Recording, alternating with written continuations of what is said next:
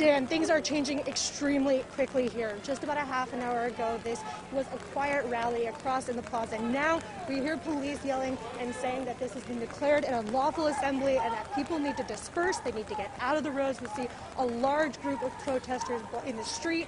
We also saw fireworks going off in front of the Capitol building. I think that essay, How to Murder Your Husband, is a big part of the reason it's gotten so much national attention. People are so interested in this trial because, of course, she's accused of doing exactly that. There's been a lot of debate also among city leaders about the role of police in stopping this. Do you want to see more investment in police? Do you want to see police take a more proactive approach? Do you think we need more police officers? Police arrested 5 people in that riot you just heard Lindsay talking about after police say the violent crowd of people broke windows and lit fires. So according to witnesses and according to McMinimans, people from that mob broke off, pushed their way into Ram's Head Tavern here and knocked over the host stand. Say they also spray painted a window. But follow me around this direction because if we look up there, you can see that window that's been smashed. Police say rioters threw a rock through the window of that apartment because they were upset the person inside was recording them.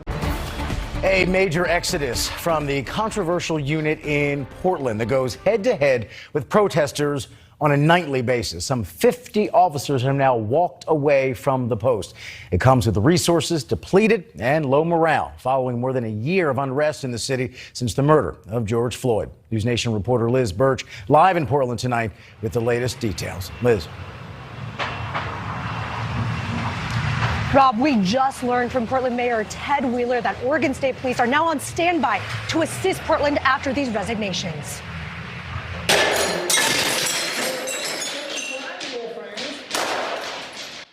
The announcement of the resignation of dozens of officers from RRT comes after a year of protests and riots in Portland. Have I ever seen anything like this in my career? No. And PPB Deputy Chief Chris Davis says responding to those situations night after night has taken a toll on their employees. You know, they're not feeling like that sacrifice that they have made necessarily has been understood very well. And the Bureau is drastically understaffed and City Hall has cut funding for Portland Police. The announcement also comes the week an officer was indicted by a grand jury for his alleged action during a riot. The lawyer for Terry Jacobs says cell phone video shows her being assaulted by Portland officer Corey Budworth. The Oregon Department of Justice also announced this week they'll be investigating a different detective. So I asked if that indictment and investigation were the reason for the mass resignation. In the resignation of those 50 officers from RRT, did they bring up the indictment of an officer this week and the DOJ investigation into a detective? they brought up that among a lot of other things, yes. And I guess the way I would characterize this is, as I understand the situation, just having listened to people and really heard what they're saying, I think that really this is the culmination of a very long process. And it's not just an indictment that caused this to happen. In a one-on-one interview yesterday, I asked Police Union Executive Director Daryl Turner if he thought this would lead to resignations. Do you have any concerns that this indictment and this investigation could lead to more Portland police officers leaving or making it harder to recruit new officers? Well, of course, there's all those dynamics involved. It's not just about the indictment of a police officer. It's about recruiting and retention, and about the attitude of the citizens of Portland, or the residents of Portland, I should say, how they feel. There's a feeling of hopelessness out there. Groups are already promising autonomous demonstrations tonight, which are events that have commonly devolved into destructive riots here in Portland. The deputy chief said today they would have officers available for protests despite those officers leaving the team.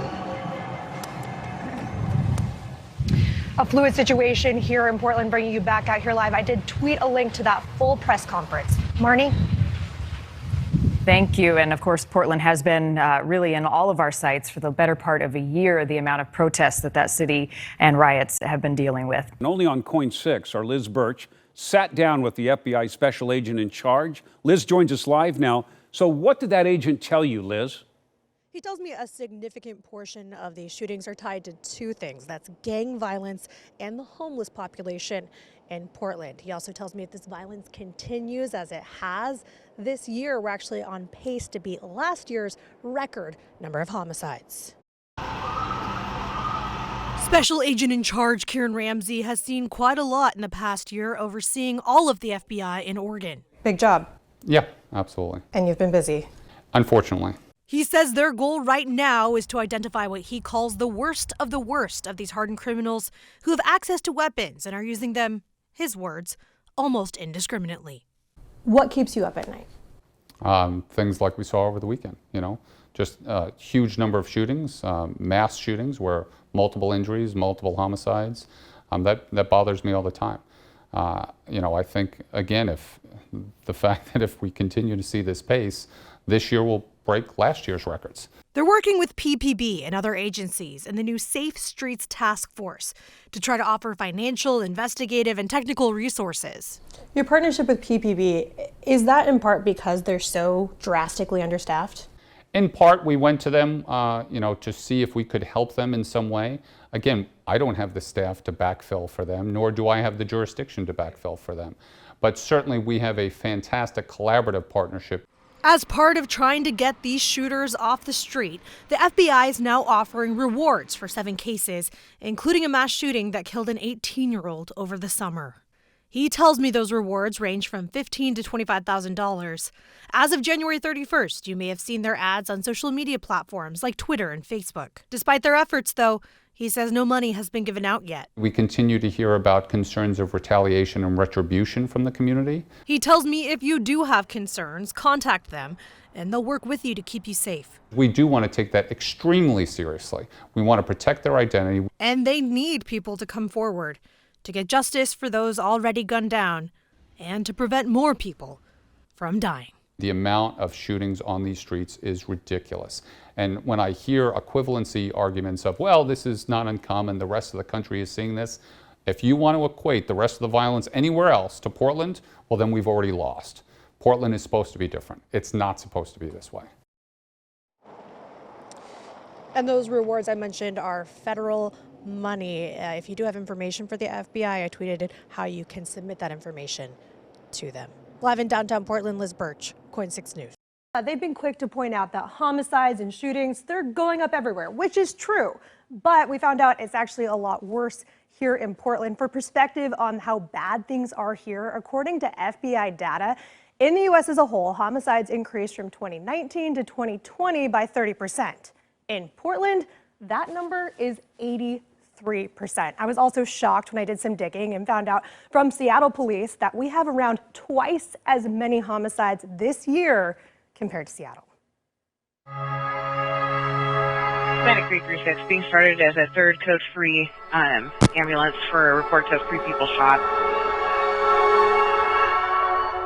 More than 1,000 shootings, 332 injuries, and 75 homicides.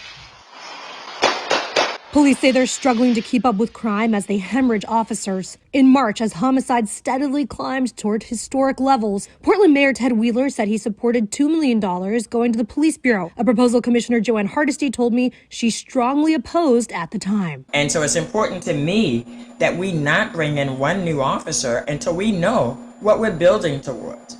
Instead, City Council approved $6 million to combat gun violence, but none of that money went towards the dwindling police bureau. Instead, it went to community groups focused on upstream solutions. In August, while community members pleaded with city leaders to clean up the city and address shootings, 2 city council meetings were canceled for lack of quorum.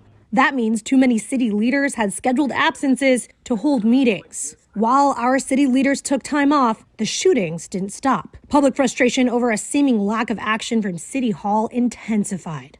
I took those concerns directly to Mayor Wheeler.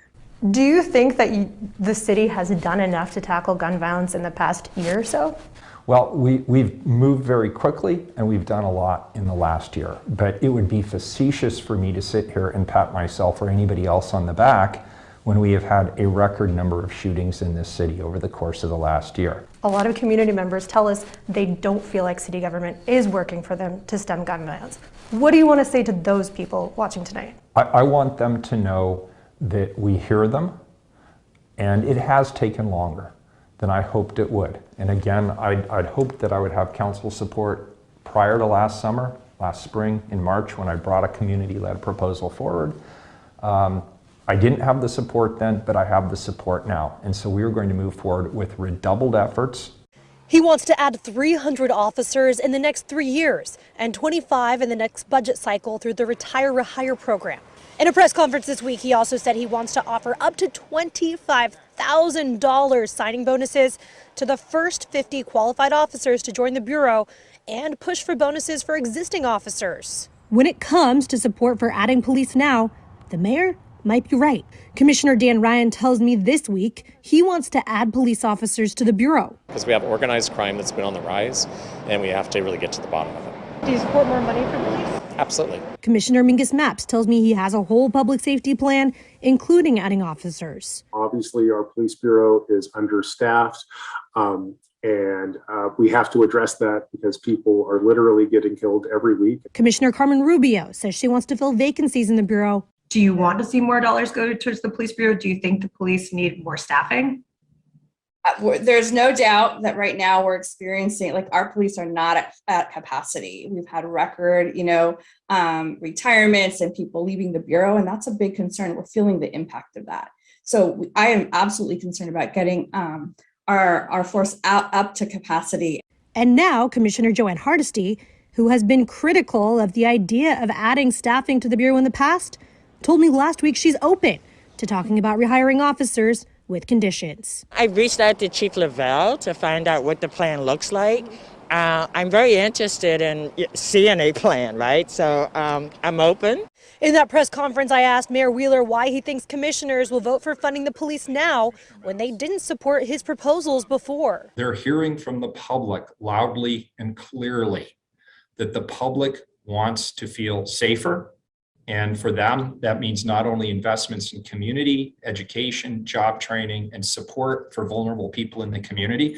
It means more officers, so that when they pick up the phone at 4 a.m. and call 911, they know somebody's actually going to respond. Mayor Wheeler also says he feels PPP's enhanced community safety teams set up earlier this year has been successful in their efforts to investigate shootings. He's hopeful the focused intervention team will be up and running soon. This would be the police going out and intervening and preventing gun violence before it happens. They will answer to a community oversight group made up of faith and community leaders. As for why the increase in homicides has been so much worse in Portland compared to other parts of the country, Mayor Wheeler says it's a perfect storm of people feeling economically disaffected, not enough resources going towards mentoring for youth and job training. And yes, he says we have a gang problem. Do you attribute any of it to the declining staff in the police department and disbanding the gun violence reduction team? Any of it, that's hard to say, and I'll leave that to academics, but I'll give you the facts. The facts are that gun violence was spiking prior to the GVRT being disbanded. But whatever the cause, he thinks their new plan to reduce gun violence will work. What do you want to say to Portlanders who don't feel safe in the city anymore and that feel like city leadership has failed them?